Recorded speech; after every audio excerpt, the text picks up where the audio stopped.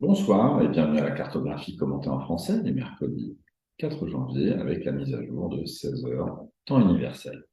Pas de carto ce lundi, j'étais en déplacement, mais ce mercredi, nous avons une bonne nouvelle puisque le héros du jour, c'est Guy Waits. On en parlait ce matin, Guy a enfin une mer maniable et des vents favorables. Il en profite pour faire parler de la poudre 7,3 en ce moment, 155 000 sur les dernières 24 heures, mais surtout, le dernier point, pour Guy,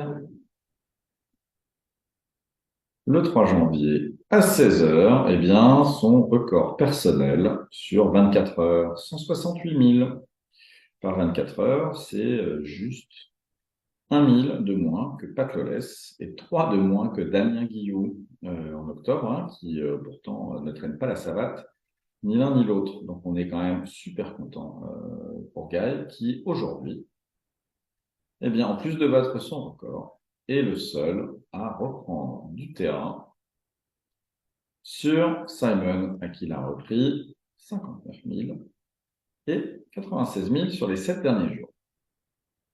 Donc bravo Gaël. Un autre qui aujourd'hui avance plutôt bien, c'est Elliott. Elliott qui a enfin lui aussi du vent, 6 nœuds 2 et plus de 100 000 par 24 heures depuis hier. Donc ça se passe bien pour Elliott qui a un petit peu infléchi sa route au nord, qui fait du 80. Je pense que c'est parce que il sait qu'il va à Perth, Perth Fremantle, à 1300 000 de là. 1300 000, c'est 10% de la distance qu'il a parcourue depuis le 4 septembre dernier. Il est évidemment un petit peu triste que l'aventure s'arrête là, mais en tout cas, il est content d'être en sécurité. Et puis enfin, sur la route de Hobart, eh bien, nos duettistes, Jeremy Bagshaw et Jan Herbert Jones, alors, qui aujourd'hui sont séparés de 614 000, donc Yann a encore repris 40 000 depuis la nouvelle année sur Jérémy.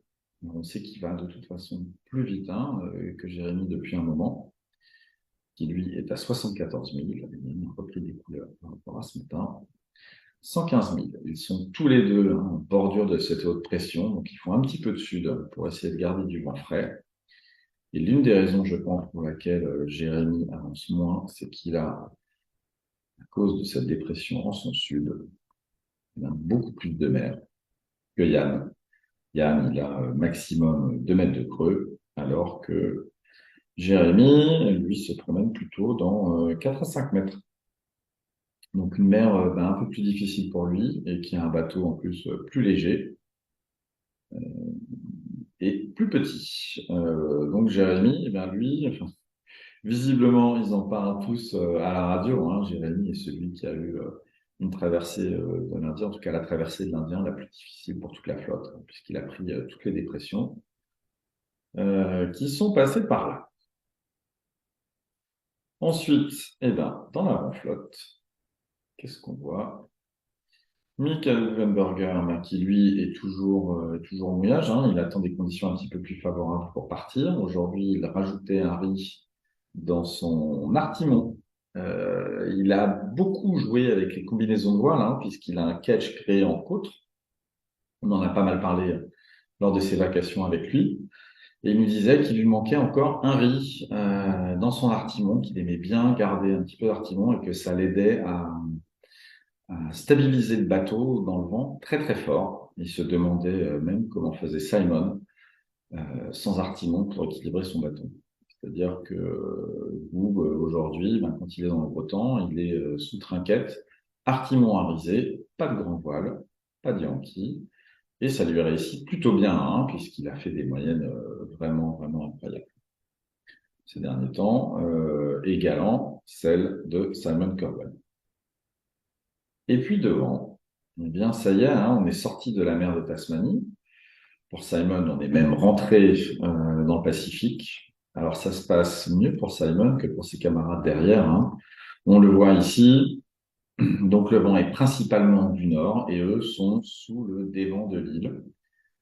Évidemment, la marque des îles Snares les oblige à se rapprocher ici de l'île du Sud, et tous les deux subissent le dévent de cette île. Abilash avance pas beaucoup, hein, un nœud, il était à 2 nœuds et demi ce matin, donc il a beaucoup ralenti, 41 000 par jour, 41 000, c'est moins de 2 nœuds de moyenne sur 24 heures.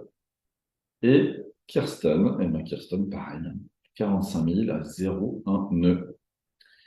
Et pour eux, la situation va durer encore un petit moment, jusqu'à jeudi soir, je crois. On va voir si le vent va rentrer, poussé par cette dépression au sud, qui va compresser la haute pression, et puis qui va, c'est ça, demain soir. Jeudi soir, ils vont enfin commencer à bouger. Pendant ce temps, Simon Kerwen, alors en plus, on passe à Simon, il faut voir que non seulement ils n'ont pas de vent, mais en plus, ils ont une mer résiduelle assez forte, hein, puisque là on voit, ils ont entre 4 et 6 mètres. En plus, croisée pour Kirsten, je pense que c'est la raison pour laquelle elle ne fait pas du tout de cap et qu'elle est coincée ici à 0,1 nœud. Donc ils doivent passer des journées et des nuits pas très agréables, hein, puisque pour eux, c'est un petit matin, il est 5h30 là où ils sont. Et pour Simon aussi, on voit que lui encore pas mal de mer, mais il a aussi du vent, hein, puisqu'il a 20 à 25 nœuds de travers. Mais on voit que la mer l'empêche de progresser, puisque Simon ne tourne qu'à 74 000 par 24 heures. Donc, alors ça va mieux pour Simon que pour ses camarades, évidemment, mais ce n'est pas très, très confortable. La bonne nouvelle pour Simon, c'est la suivante, hein, c'est que ici, cette haute pression, elle va se déplacer, pas très vite. On voit qu'elle se déplace petit à petit à l'est. Donc lui, au lieu de se faire attraper par des hautes pressions, eh ben, va poursuivre cette fois cette basse pression. Il y a une petite transition là, après-demain, mais dont il ne devrait pas souffrir, puisqu'il va déjà être déplacé, déjà être par ici. Donc Simon, lui, hein, du vent quasiment toute la semaine, alors que derrière, pour Kirsten et Abilash, c'est plus compliqué. Ils vont effectivement avoir du vent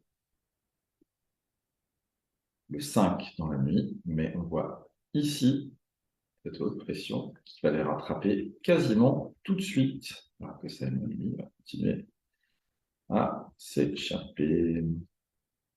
Voilà, donc pas facile pour Kirsten et Abilash, qui heureusement ont encore leur bonification en temps, hein, pour le sauvetage de Tapio. Et on va voir ici, qu'au niveau des vagues, ça va pas être beaucoup mieux. Au moins, les vagues vont-elles se ranger et arriver ici, dans la bonne direction. Voilà, donc cette semaine, il n'y a pas de gros changements à prévoir, hein, si ce n'est bien évidemment le départ de Boog, de Hobart, et puis l'arrivée de Jérémy assez prochainement, puisque lui a du vent frais, et qui n'est plus qu'à 730 000 du but. Ça fait 7 jours, donc une arrivée en début de semaine prochaine, si tout va bien, hein. Évidemment, on a vu que les arrivées à Hobart avec ce petit dévent là, au sud-ouest de l'île, causaient bien des problèmes aux navigateurs. Voilà, et bien c'était la cartographie commentée du mercredi. Quant à moi, je vous donne rendez-vous vendredi. À bientôt.